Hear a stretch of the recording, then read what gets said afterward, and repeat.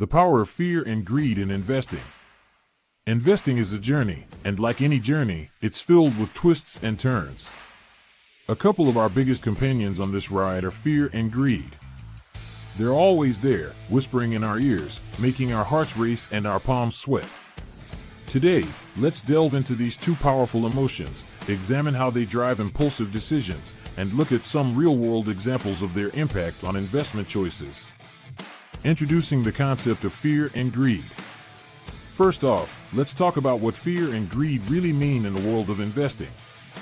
Fear is that gut-wrenching feeling that makes us want to sell our stocks at the slightest hint of trouble. Greed, on the other hand, is the voice that tells us to hold on a little longer, hoping for just a bit more gain. It's like that extra slice of cake you know you shouldn't reach for but do anyway. These emotions can be likened to a double-edged sword. They have the potential to either protect your investments or lead them to ruin. Understanding them is crucial for any investor aiming for long-term success. How these emotions can lead to impulsive decisions. Both fear and greed push us to make decisions that might not be in our best interest. When markets tumble, fear can drive us to sell off investments prematurely, locking in losses. Conversely, when markets soar, greed can tempt us to invest more than we should, often at inflated prices. It's a tricky balance, this dance of emotions. Who hasn't felt the urge to jump ship at the first sign of trouble, or to pile on when everything seems to be going up?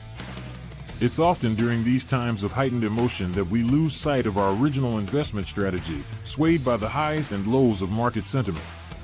Real-world examples of fear and greed impacting investment choices. Let's dive into some real-world scenarios.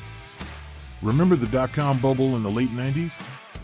It was a classic case of greed running rampant.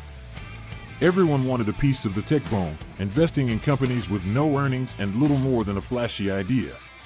When the bubble burst, many investors were left holding the bag, having bought at the peak of greed.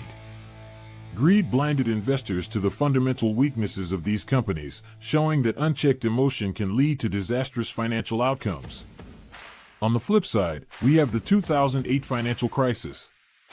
Fear took the wheel here, driving investors to pull out of the market en masse. Stocks plummeted, and people lost faith. Yet, those who stayed the course or even bought in during the downturn eventually saw significant gains. It's a lesson in holding your nerve when fear is screaming in your ear. This period demonstrated that an investor's worst enemy could be their own panic-driven decisions. Strategies to manage fear and greed. So, how do we manage these emotions? It's not easy, but there are strategies we can employ. First, having a well-defined investment plan helps.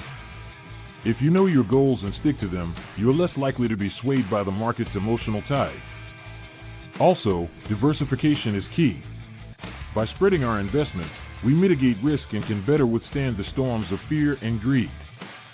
Moreover, regular portfolio reviews can remind investors of their long-term goals, ensuring they remain on track. Conclusion: navigating the emotional roller coaster. In the end, investing is as much about managing emotions as it is about numbers and charts. Fear and greed will always be a part of the process, but by understanding their influence, we can make more informed decisions. It's about finding that balance, listening to your head rather than your heart, and remembering that investing is a marathon, not a sprint. So, what do you think? Can we really tame these emotional beasts? Perhaps not entirely, but with awareness and strategy, we can certainly keep them in check. After all, isn't that what investing is all about, having a plan and sticking to it, no matter what the market throws our way? By acknowledging the role of fear and greed, we can become more disciplined investors, ensuring our decisions align with our long-term financial objectives. As always, do not forget to like and subscribe to our channel, All Things Money, to see more content like this.